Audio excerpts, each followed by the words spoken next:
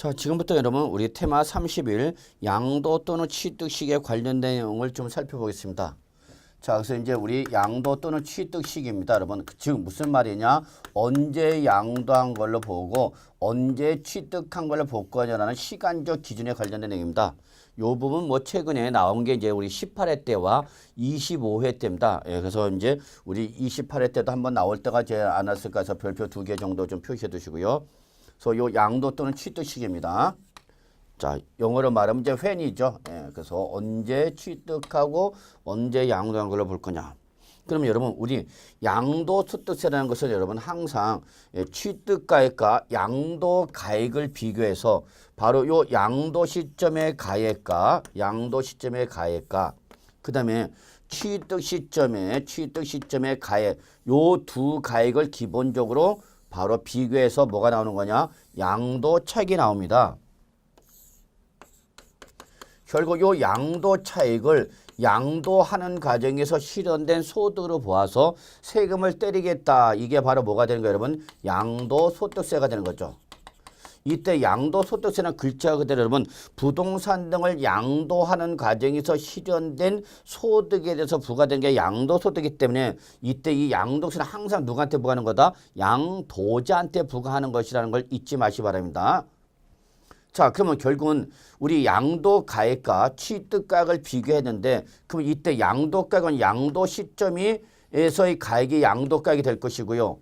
취득가액은 취득 시점의 가액을 바로 취득가액이 되겠죠. 그러면 바로 요때에 그러면 언제 양도한 걸 보고 언제 취득한 걸 볼 거냐라는 시간적 기준을 다는 게 바로 뭐다 여러분? 양도 또는 취득식입니다. 자, 그러면 일단은 언제 양도한 걸 볼 거냐 보죠. 그럼 원칙과 좀 예외로 나눌 수가 있습니다. 여러분 원칙과 예외로 나눠 있다. 즉 일반적인 매매일 때는 여러분 여기는 요 법률에 있는 나와 있지는 않지만 사실상이란 말이 생략되어 있다는 걸 잊지 마시고요. 그래서 결론 언제 양도한 걸 보냐? 사실상의 대금 청산일에 양도한 걸 보겠다. 이건 꼭 기억해 두셔야죠. 그러면 대금 청산일이 어떤 날이냐 이렇게 물어보는 사람이 있어요. 대금을 다 받은 날이 되는 거죠, 뭐. 그래서 대금을 받은 날을 대금 청산이 이루어졌다. 그래서 대금 청산일을 이거는 바로 뭐야? 돈 다 받은 날. 근데 이걸 취득세는 뭐로 표현했냐면 여러분 취득세에서는 잔금 지급일로 표현했습니다. 잔금 지급일. 그래서 취득세에서는 잔금 지급일을 표현한 것을 양도소득세는 대금 청산일을 표현한 건데 이날은 같은 날이다 다른 날이다 같은 날이다는 얘기입니다. 매도자 입장에서 돈을 받는 사람이고 매수자 입장에서 돈을 주는 사람이죠. 그러니까 취득세는 취득자 기준이니까 잔금 지급일로 표현한 거를 매도자 입장에서 과세하는 양도세는 뭘로 표현한 거 여러분? 대금 청산일로 표현한 거죠. 그래서 결국은 우리 양도 시점은 언제 양도를 본다? 대금 청산일이다. 요거는 다른 말로 말하면 취득세에서 뭐를 말하는 거다? 잔금은 지급을 한 날을 받은 날을 우리 뭘로 표현한 거다? 양도세는 대금 청산을 표현한 거다. 잊지 마시기 바랍니다. 근데 예외적으로 이러한 사실상 대금 청산일이 어떻게 하면 불분명하면 어떻게 할 거냐이죠. 대금 청산일이 언제인지 명확히 확인할 수가 없다 그 얘기입니다, 여러분.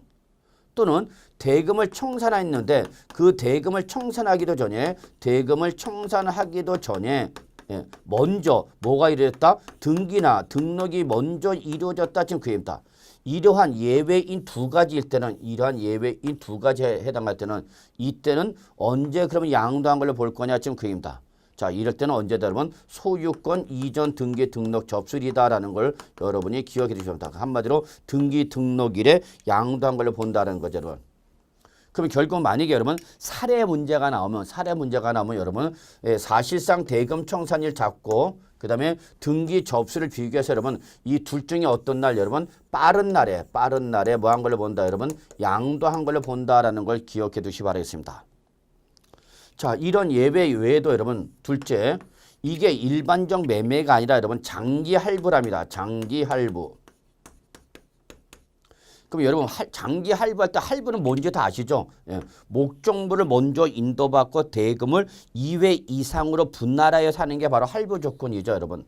근데 앞에 여러분 우리 세법은 앞에 뭐가 붙으면 장기만 붙습니다. 그러면 장기와 반대가 되는 게 단기인데 세법에서 말하는 할부는 항상 장기 할부를 말합니다. 이때 세법에서 말하는 장기는 몇 년 이상을 말하냐? 1년 이상을 말하는 겁니다. 자, 그러니까 얘는 최종 할부금이 빨라야 1년 후에 도래가 된다는 얘기야. 자, 이런 장기 할부 매매했을 때는 언제 양도한 걸로 볼 거냐 지금 그 얘기입니다. 그럴 때는 등기 접수일, 인도일 또는 사실상 사용일 중 어떤 날이다 여러분? 항상 빠른 날이죠. 예, 그래서 여러분 하여튼 시간적 기준이 몇 개 이상 나면 2개 이상 남은 여러분 주저없이 그중에서 어떤 날로 간다 여러분? 빠른 날로 간다는 걸 좀 기억해 두시기 바라겠습니다. 자, 그 다음에 세 번째 중 가겠습니다. 자, 이번에는 협의 매수나 수용을 당했답니다. 협의 매수나 수용을 당했답니다. 자, 그럼 여기서 여러분 협의 매수나 수용은 자발적 양도, 강제적 양도, 강제적 양도죠. 강제적 양도. 자, 이렇게 협의 매수나 수용을 당했을 때 언제 양도한 걸 볼 거냐 그게 여러분. 그럼 그때는 역시 대금 청산일, 수용 개시일, 등기 접수일. 자, 몇 개 나왔어요 여러분? 3개 나왔죠? 그럼 우리 주저없이 그중에서 어떤 날로 가면 되는 거예요 여러분? 빠른 날로 가면 된다는 얘기죠.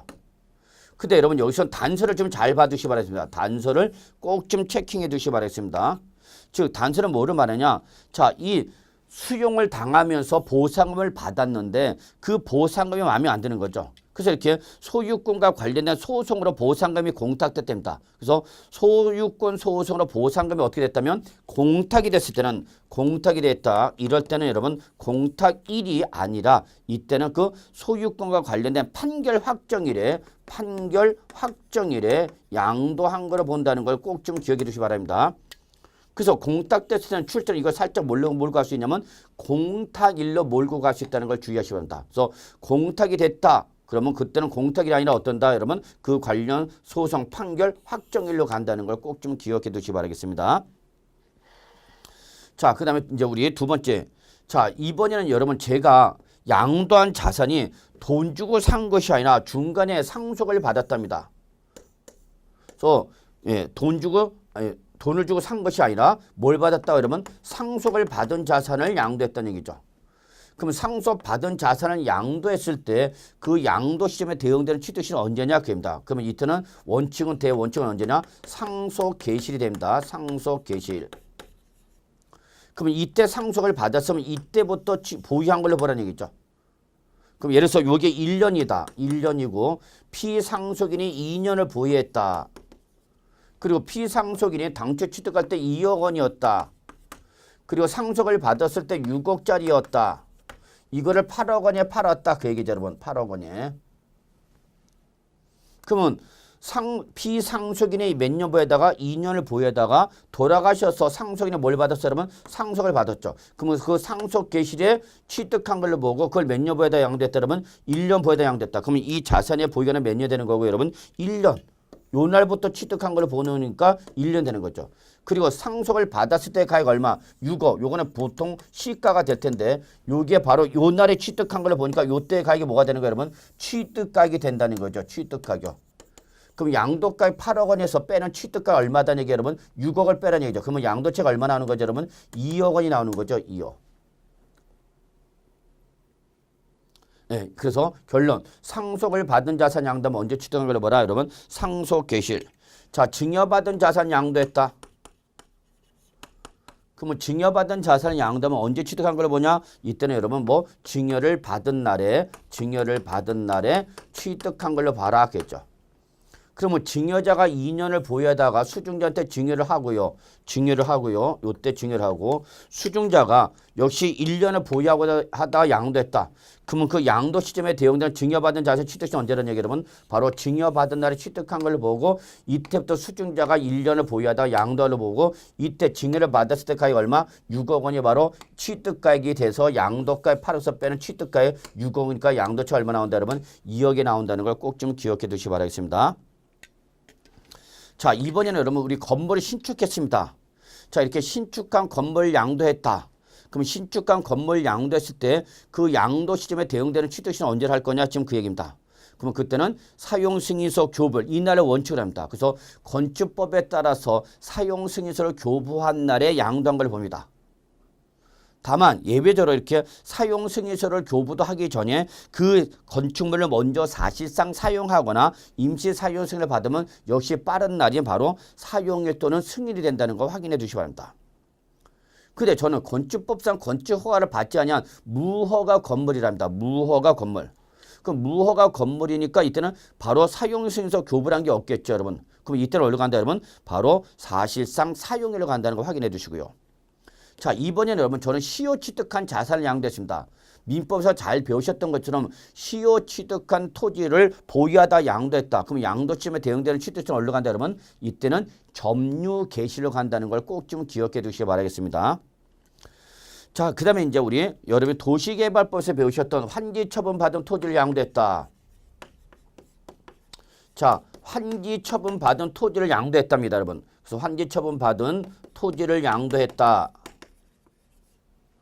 그럼 이때 환지 처분받은 토지를 양도했을 때 양도 시점에 대응되는 취득시는 언제냐 그 얘기입니다. 그러면 원칙, 어디로 가라 여러분? 환지 전 토지 취득하는 거죠. 그래서 이게 바로 대원칙이네요. 그래서 환지 처분받은 토지 양도해서 원칙은 언제다 여러분? 바로 환지 전 토지 취득으로 간다는 걸 잊지 마시기 바랍니다. 다만, 거기 단서가 있죠 여러분? 다만 교부받은 토지의 면적이 환지 처분형 권리 면적보다 증가가 되거나 감소가 됨으로써 예외적으로 증한지나 감한지가 발생하면 이때는 바로 언제다 여러분? 이때는 그 증가분이나 양도분은 여러분 환지 처분 공고일에 다음 날로 간다. 다음 날로 간다는 걸 꼭 좀 기억해 두시기 바라겠습니다. 자, 그 다음에 여러분 우리 양도 토지는 뭐가 있냐면 여러분 의제 취득 시기라는 게 있습니다. 의제 취득 시기. 그래서 의제 취득 시기는 실제 취득 시기와 관계 이시 없이 의제 취득 시기는 실제 취득 시기와 관계없이 법률에서 정한 시점을 취득 시기로 보는 걸 바로 뭐라 한다 여러분? 의제 취득 시기랍니다. 그래서 1984년 12월 30일 이전에 1984년 12월 30일 이전에 취득한 것은 무한대로 취득 시기가 과거로 가는 걸 방지하기 위해서 무조건 85년 1월 1일 날에 취득한 걸 봅니다.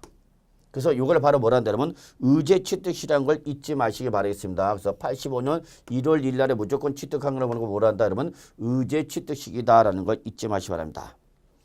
자, 그 다음에 여러분 우리 통칙이 나와 있는 내용 있죠 여러분? 그래서 통칙에 있는 내용도 가끔가다 시험에 나오는 부분이기 때문에 여러분 한 번 정도 꼭 좀 정리해 두시기 바라겠습니다.